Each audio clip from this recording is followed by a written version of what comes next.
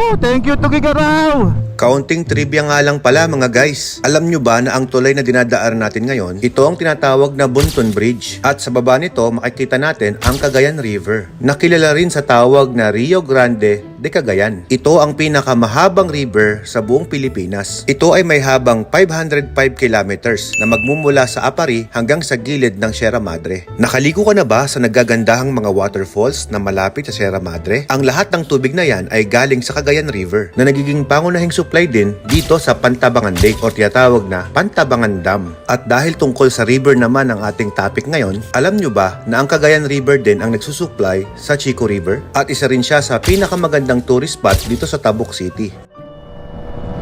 Eto, totoo na, diretso na kami ng Tabuk nito. Let's go! Eto pala yung kalsada na papasok ng Tabuk. Nakarating kami ni Guanxi dito sa Kalinga.